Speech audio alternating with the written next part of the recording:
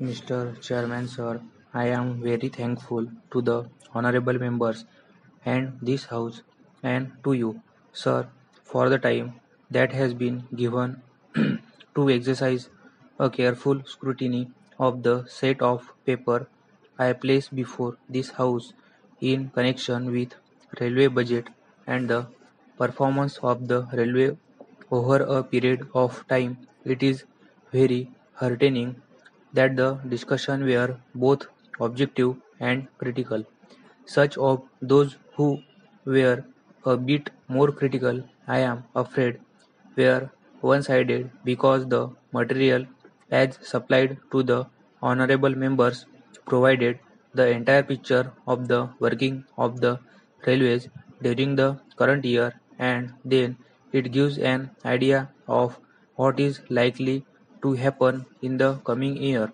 Para, I have attempted to give a faithful and correct picture of the working of the railway, and in my speech I have also attempted to give as correct a performance figure as possible which was available to me according to the material supplied.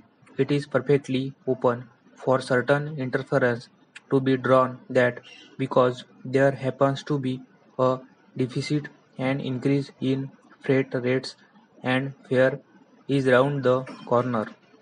Well, at this moment, I do not want to dwell on the interference, but I say the attempt was purely to seek the assistance of the Honorable House and the Honorable members of their valuable suggestions by giving a correct and true picture of the working of the railway.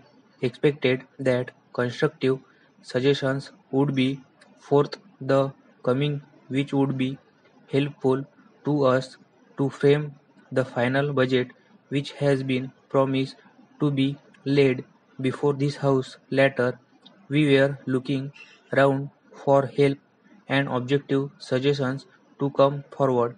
At the same time, we did expect some pointed reference or certain shortfalls here and there or to certain operational defeats or administrative shortcomings. Para, I am glad that all these have been covered and my present duty lies in broadly touching a few main points that have been specifically made and then plead for the vote on account for a short period during which time we will go into the whole thing in a greater detail and come before this House with a final budget for the coming year. Para, that is the very important point. The picture is there. Every attempt will be made to see now far we will be able to bridge the gap, and in that no efforts will be spared.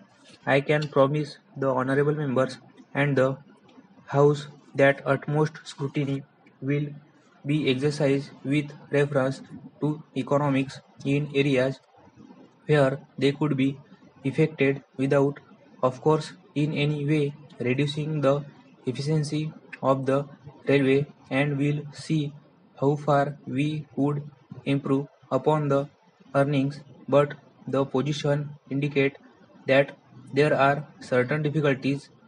The railway budget is an index of the economic activities of the country as a whole.